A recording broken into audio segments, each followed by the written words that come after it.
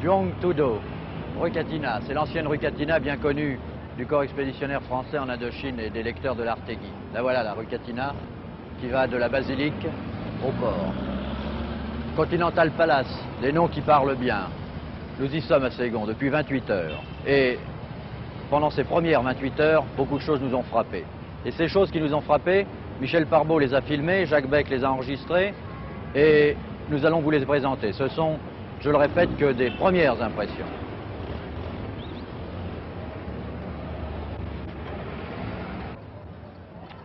Il y a d'abord la rue, une gigantesque base arrière. Et on a abandonné le français pour parler l'anglais, plus pratique. Ainsi, vous êtes un number one, un numéro 1, si vous avez la piastre facile. Mais si vous avez la piastre difficile, si vous rechignez à la dépense, alors vous êtes un number 10, un numéro 10. Disons que les Français, ici à Saigon, sont des number 10, des numéros 10.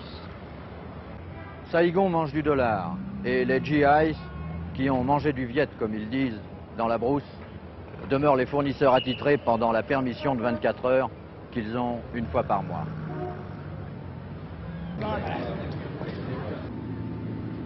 Il y a surtout ce formidable déploiement de force. Vous voyez, tous ces cargos sont prêts à partir vers Da Nang, vers Hue, vers Chu Lai, vers toutes les bases américaines sur tout le territoire vietnamien. Les troupes qui sont là-bas sont des troupes en alerte, ce sont les commandos qui risquent de partir d'un moment à l'autre. La première alerte, ils montent dans ces appareils, s'en vont et sont parachutés. Quant à ma droite, ce sont les fameux F-104 d'intervention. Tous les équipages sont derrière en alerte et ces appareils sont prêts à décoller immédiatement avec leur chargement de bombes. Voilà, en gros, le phénoménal rouleau compresseur américain, dirigé par l'électronique, va tenter l'écrasement d'une véritable fourmilière chaussée d'un bout de pneu et dont le seul soutien logistique, il faut bien le dire, demeure le dos des hommes et la bicyclette. Il y a encore le port encombré de matériel, d'un fouillis inextricable, de camions, de remorques, de maisons. L'intendance. Une intendance qui semble suivre d'ailleurs difficilement. Les Américains importent tout leur nécessaire. L'eau vient des Philippines, le bois de Californie, le ciment de Corée. La maison vient quelquefois de Taïwan, de Formose. Il y a aussi cette maison aveugle où le béton a clos les fenêtres. C'est là que s'organise la guerre, c'est l'ambassade américaine avec entre la porte et la rue le no man's land de la crainte. C'est qu'en mars de cette année, vous vous en souvenez, plusieurs kilos de dynamite l'ont ravagé.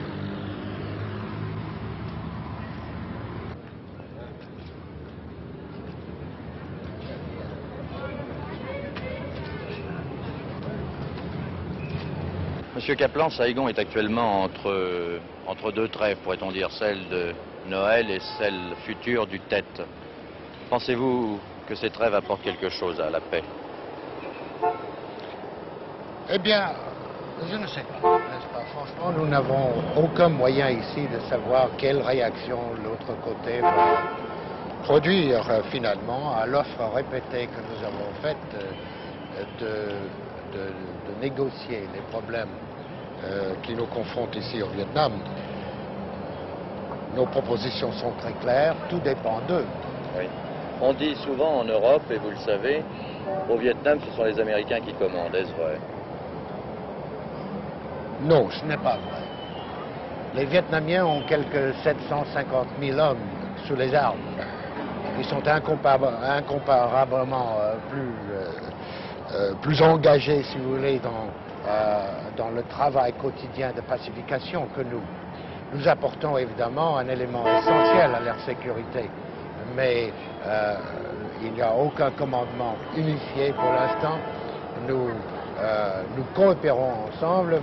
Les Vietnamiens sont un facteur tout aussi important dans la situation, je dirais même beaucoup plus important dans la situation que nous-mêmes. On dit aussi que les Américains, en définitive, se moquent du Vietnam et ce qui les intéresse, c'est de construire des bases au Vietnam. Comment répondre à une assertion aussi absurde? Nous n'avons aucune aucunement besoin de base au Vietnam. Nous poursuivrons ici des buts qui ont été très clairement définis et par le président et par le secrétaire d'État et de façon répétée par d'autres porte-paroles du gouvernement américain. Dès que la situation ici revient au calme, n'est-ce pas, nous n'aurons plus besoin de base ici et nous n'aurons aucunement envie de garder nos troupes ni notre matériel dans ce pays. Et cette guerre vous coûte très cher aux États-Unis, au Vietnam. Oui, la guerre coûte effectivement très cher. Toutes les guerres coûtent cher de nos jours. Elles ont toujours coûté cher. Mais elles coûtent beaucoup moins cher, évidemment, que les conséquences d'une attitude, comment dirais-je, lâche et non responsable devant une situation comme telle que nous affrontons ici. Une dernière question, pensez-vous que la paix puisse être réalisée? Ou qu'au contraire, la guerre sera étendue? La paix reviendra, c'est vraiment très simple, lorsque les gens de Hanoï acceptent une fois pour toutes qu'ils ne peuvent pas tout simplement annexer ce pays et gagner les buts qui se sont assignés par des moyens violents. Une fois qu'ils se seront convaincus de ce fait, la paix, ma foi, nous l'établirons assez facilement.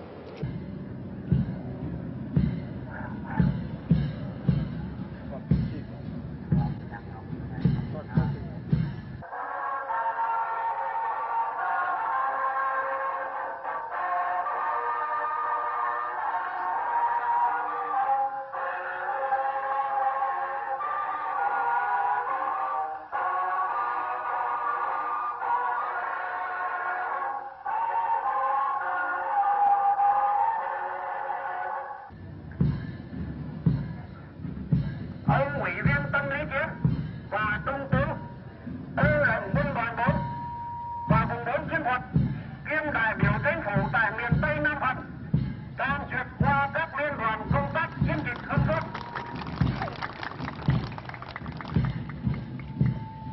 Công tác phục vụ cho đại nghĩa. Dùng với sự hiện diện của quý vị đại diện an dân trong năm Bính Ngọ. Chiến dịch! Vous venez de vivre une trêve en tant que soldat, celle de Noël, et vous allez en vivre une autre, celle du Tet. Je crois que vous n'aimez pas le mot trêve, mon général. C'est ça, je n'aime pas le mot trêve, parce que, comme monsieur le ministre a dit, que ça ne répond pas exactement à notre intention. C'est une sorte d'arrêt des opérations militaires pendant quelques jours pour offrir à la troupe l'occasion de vivre avec leur famille, d'aller à l'église, de visiter les pagodes, de se reposer pour reprendre une offensive. Nous croyons un peu en France, on le dit et on l'a écrit un peu partout, que le gouvernement vietnamien se laissait commander par les Américains. C'est tout à fait erroné. Nous avons, je suis dans le gouvernement, je suis en bonne position pour le savoir. Pour la plupart des décisions, nous les prenons nous seuls.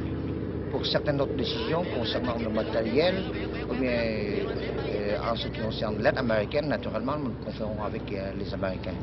Mais dans toutes les actions, pratiquement toutes les actions, les Américains cherchent toujours à suivre notre opinion plutôt que d'imposer les leurs.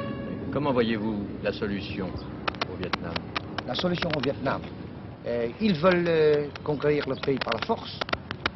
Ce que nous pensons pouvoir faire, c'est les décourager. Au point de vue militaire, il faut montrer qu'eux, ils ne peuvent pas s'emparer du pays par la force. Alors les amener à accepter le fait qu'une solution politique est nécessaire. Accepter ce fait aux communistes.